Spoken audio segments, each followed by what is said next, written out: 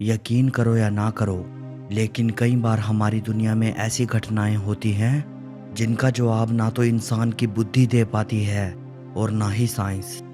ऐसी घटनाएं बस एक रहस्य बनकर रह जाती हैं। इंसान कितना भी चाहे कि उसे इस रहस्य के पीछे की कोई लॉजिकल एक्सप्लेनेशन मिल जाए, लेकिन हमारी दुनिया में कुछ राज ऐसे भी हैं जो जवाब देने से इनकार करते हैं। आज मैं आपको एक ऐसी ही कहानी सुनाऊंगा जिसमें 9 लोग एक रात में ख़त्म हो गए। लेकिन मौत से भी ज़्यादा डराने वाली बात यह है कि आज तक कोई नहीं जानता कि उस रात उन लोगों के साथ हुआ क्या था। साल था 1959। सोवियत रशिया के एक शहर स्वर्दलोवस्क में एक यूरल पॉलिटेक्निक इंस्टीट्यूट है। इस कॉलेज के कुछ स्टूडेंट्स ने एक ट्रैक प्लान किया, एक बड़ा और ऑफिशियली अप्रूव्ड ट्रैक। ग्रुप का लीडर था आइगोर दयातलोव, 23 साल का एक इंजीनियरिंग स्टूडेंट। वो सिर्फ एक स्टूडेंट नहीं था बल्कि एक एक्सपीरियंस्ड माउंटेनियर था जिसने पहले भी कई मुश्किल ट्रैक्स किए थे। लोग उसकी लीडरशिप पर ट्रस्ट करते थे। ग्रुप में 8 और लोग थे, 2 लड़कियां और 6 लड़के। तो कहाँ जा रहे थे ये लोग? इन लोगों का टारगेट था एक ऊंचा पहाड़, द ओटोर्टन माउंटेन, यूरल माउंटेन्स की एक चोटी। ध्यान रहे कि यह कोई पर्सनल एडवेंचर नहीं था, बल्कि ये यूनिवर्सिटी का एक ऑफिशियली अप्रूव्ड एक्सपीडिशन था। रूट पूरा प्लान किया हुआ था। प्लान सिंपल था। ग्रुप को 1 फरवरी को विजय नाम के टाउन से निकलकर ओटोर्टन माउंटेन तक जाना था, और प्लान था कि ग्रुप 12 फरवरी तक वापस उसी टाउन में पहुंचेगा और एक टेलीग्राम भेजेगा कि सब ठीक है। ये पूरा सफर लगभग 300 किलोमीटर लंबा था। पैरों में स्कीज बांधकर, कंधे पर भारी बैग्स उठाए यूरल की पहाड़ियों पर चलना था। 1 फरवरी 1959 ग्रुप पहाड़ की तरफ आगे बढ़ रहा था, लेकिन तब अचानक मौसम खराब हो गया। तेज आंधी, बर्फबारी चल रही थी और विजिबिलिटी बिल्कुल कम हो गई। इसी तूफान में ग्रुप अपने रास्ते से भटक गया। वो घाटी में उतरना चाहते थे जहां जंगल था, लकड़ियां थी, आग थी, लेकिन पहुंचे कहां? खोलत से आखल नामक पहाड़ की ढाल पर। इसी पहाड़ से थोड़ी दूर एक कबीला रहता है जिसे मानसी ट्राइब कहा जाता है। खोलत से आखल पहाड़ का नाम भी मानसी भाषा में है, और मानसी भाषा में इसका मतलब है मौत का पहाड़, यानी माउंटेन ऑफ द डेड। बताया जाता है कि मानसी ट्राइब के लोग बार बार ये वार्निंग देते हैं कि इस पहाड़ पर मत जाना। वो कोई रीज़न नहीं बताते, लेकिन क्योंकि वो इस इलाके में रहते हैं तो शायद वो इससे वाकिफ़ हैं और वो इससे डरते हैं, या इसे पवित्र मानते हैं, या फिर उन लोगों ने यहाँ कुछ देखा है। कहा जाता है ये चेतावनी दयातलोव ने भी सुनी थी, लेकिन उन्होंने इसे अनदेखा किया और वो आगे बढ़े। लेकिन उनको क्या पता था कि ये रात उनके जीवन की आखिरी रात होगी। ग्रुप खोलत से आखल पहाड़ की ढाल पर पहुंचा। वहां उन्होंने टेंट लगाया। उस रात उन सब ने साथ खाना खाया और डायरी एंट्रीज लिखी। उस रात सब कुछ नॉर्मल था, बिल्कुल नॉर्मल। ये लोग खुश थे, रिलैक्स्ड थे और अगले दिन की चढ़ाई के लिए तैयार थे। एक मेंबर ने डायरी में लिखा, सब ठीक है, कल आगे बढ़ेंगे। टोन नॉर्मल थी, कोई डर नहीं, कोई तनाव नहीं, सब ठीक। और फिर अचानक कुछ हुआ। जब 12 फरवरी तक टेलीग्राम नहीं आई तो पहले किसी ने भी ज्यादा ध्यान नहीं दिया, क्योंकि ट्रैक्स में डिले होते रहते हैं, नॉर्मल है। लेकिन दिन बीतते गए, कोई खबर नहीं। फैमिलीज को चिंता सताने लगी और आखिरकार 20 फरवरी को ऑफिशियल सर्च पार्टी भेजी गई। 26 फरवरी को रेस्क्यू टीम खोलत से आखल पहाड़ पर पहुंची। वहां टेंट मिला, लेकिन जो मंजर था वो समझ से बाहर था। टेंट अंदर से कटा हुआ था। शायद किसी मेंबर ने बाहर निकलने के लिए ब्लेड से टेंट अंदर से काटा था। लेकिन क्यों? रात के अंधेरे में -25 डिग्री टेम्परेचर में आखिर बाहर निकलने की कोई क्यों सोचेगा? इस सवाल का जवाब आज तक नहीं मिल पाया। सोचिए दोस्तों, बाहरी एंट्रेंस ब्लॉक थी, टेंट के अंदर से किसी को कोई खतरा नहीं था, लेकिन फिर भी टेंट अंदर से काटा गया और वे 9 लोग बाहर भागे। आखिर ऐसा क्या था बाहर, या फिर टेंट के अंदर कुछ देखा गया जिसने 9 लोगों को बाहर भागने को मजबूर किया? सवाल का जवाब आज तक नहीं मिल पाया। टेंट के अंदर सब कुछ मिला था, जूते, कपड़े, खाना, जैकेट, डायरीज, स्लीपिंग बैग्स, सब का सब वहां था। सिर्फ 9 लोग नहीं थे। स्नो में पैरों के निशान थे जो सीधे जंगल की तरफ जा रहे थे। एक पॉइंट के बाद पैरों के निशान भी गायब हो गए। शायद स्नो ने दबा दिए होंगे। रेस्क्यू टीम ने जंगल की तरफ जाते हुए पैरों के निशान फॉलो किए। सबसे पहले जंगल में एक बड़े पेड़ के पास 2 लाशें मिली। मौत का कारण था हाइपोथर्मिया, यानी एक्सट्रीम ठंड।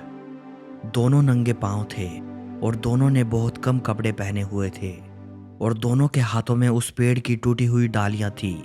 मतलब उन्होंने उस पेड़ पर चढ़ने की कोशिश की थी। आखिर क्यों? शायद कुछ देखने के लिए, या शायद किसी चीज से बचने के लिए। यहाँ तक कि पेड़ की 15-20 फीट ऊपर तक की शाखाएं भी टूटी हुई थी, जिससे पता चलता है कि ये लोग नंगे हाथों से -25 डिग्री टेम्परेचर में उस पेड़ पर चढ़े थे। इसके बाद 3 लाशें और मिली। तीनों के पोजेस ऐसे थे मानो वो टेंट की तरफ वापस जा रहे थे, मानो इन्होंने डिसाइड किया था कि वापस शेल्टर पाना है, लेकिन पहुंच नहीं पाए। इन तीनों की मौत का कारण भी हाइपोथर्मिया था। दर्दनाक बट समझ आने वाला। लेकिन असली कहानी तो अब शुरू होती है। बाकी बचे 4 लोगों की लाशें मई में मिली जब बर्फ पिघली, और यहाँ वो हिस्सा है जो इस केस को एक आम दुर्घटना से अलग बनाता है। इन 4 लोगों में से 3 को अंदरूनी चोटें आई थी। ये इंटरनल इंजरीज इतनी सीवियर थी कि डॉक्टर दंग रह गए। एक लड़की ल्यूडमिला ड्यूबिनिना की दोनों तरफ की मल्टीपल रिब्स टूटी हुई थी। ये इंजरीज इतनी सीरियस थी कि एक फोरेंसिक डॉक्टर ने ये कहा कि ये इंजरीज ऐसे फोर्स से आई हैं जितना एक बड़े कार एक्सीडेंट में लगता है। लेकिन रहस्य की बात पता क्या थी? बाहरी स्किन पर एक छोटा सा निशान तक भी नहीं। कोई बाहरी चोट नहीं थी। सबसे रहस्यमयी बात तो ये है कि ल्यूडमिला की जीभ और आंखें गायब थी। इन्वेस्टिगेटर्स ने सोचा कोई जानवर रहा होगा या फिर कोई इंसान, लेकिन इंसान और जानवर किसी के होने के कोई एविडेंस नहीं मिले। एक साइंटिफिक एक्सप्लेनेशन ये आई कि ल्यूडमिला की बॉडी एक खाई में बहते हुए पानी में पड़ी हुई मिली थी और महीनों बाद मिली थी। सो बहता पानी सॉफ्ट टिश्यूज को खा जाता है और जीभ पहले जाती है। लेकिन जो लोग इस केस को गहराई से जानते हैं वो कहते हैं इतना आसान नहीं है मानना, क्योंकि अगर पानी ने जीभ को कंज्यूम कर लिया तो आंखें क्यों गायब थी? और वो फोर्स जो हड्डियां तोड़कर चली गई बिना एक भी निशान छोड़े, वो कैसी फोर्स थी? फोरेंसिक एक्सपर्ट्स को इस बात ने दंग कर दिया कि ऐसी कौन सी फोर्स हो सकती है जो अंदर से तोड़ दे और बाहर हाथ तक ना लगाए। इन 4 लोगों ने पहले 5 लोगों से ज्यादा कपड़े पहने हुए थे। और एक और अहम चीज, इन्वेस्टिगेशन में कुछ कपड़ों पर रेडिएशन के ट्रेसेस भी मिले थे। इस केस को इन्वेस्टिगेट कर लेने के बाद जब इस केस की फाइल को बंद कर दिया गया, तब जो ऑफिशियल कंक्लूजन दिया गया वो था death by unknown compelling force. यानी सोवियत गवर्नमेंट को भी ये मानना पड़ा कि इन लोगों की मृत्यु किसी अननोन शक्ति द्वारा हुई है। क्या पता ये सच हो दोस्तों, क्योंकि हादसे की जगह से 45 किलोमीटर की दूरी पर एक और ट्रैकिंग ग्रुप जा रहा था और उस ग्रुप ने यह दावा किया कि उन्होंने आसमान में चमकते हुए गोले देखे थे जो सैफरॉन कलर के थे। इस केस के रहस्य को एक्सप्लेन करने वाली 3 थ्योरीज आई। पहली थ्योरी ये कहती है कि सोवियत गवर्नमेंट जानती थी कि क्या हुआ है और उन्होंने इसीलिए छुपाया और इसीलिए इतनी जल्दी केस क्लोज कर दिया गया। क्योंकि 1990 में जब सोवियत यूनियन टूटा तो फाइल्स दोबारा ओपन हुई, तब देखा गया कि कुछ पेज मिसिंग थे, कुछ चीजें गायब थी।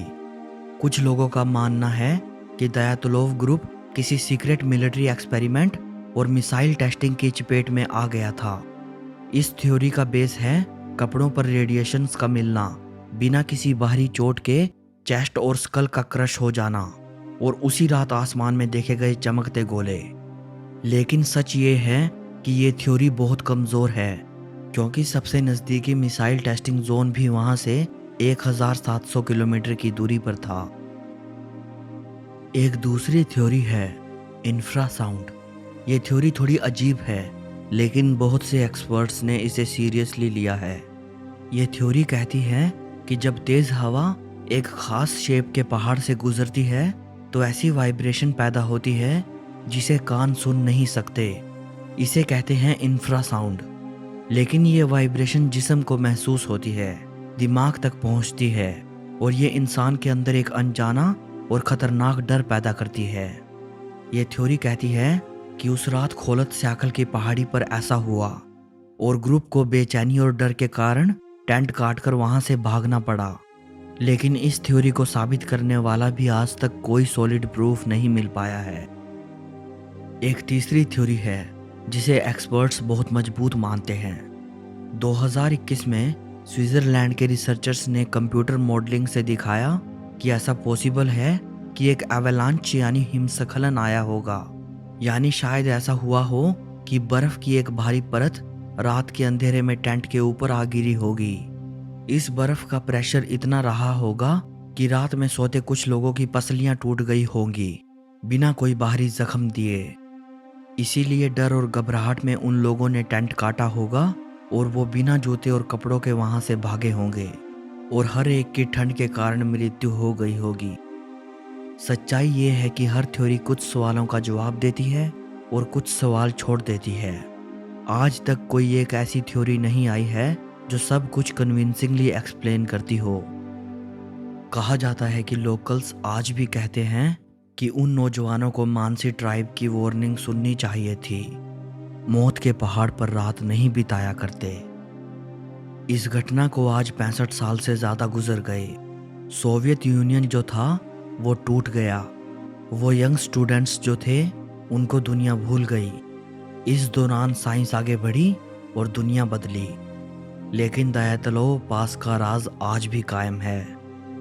कहते हैं कि जो लोग आज भी उस पहाड़ पर ट्रैक करते हैं वो कहते हैं कि वहाँ एक अजीब सी फीलिंग आती है, जैसे कोई अनसीन प्रेजेंस हो वहाँ, जैसे कोई तुम्हें देख रहा हो।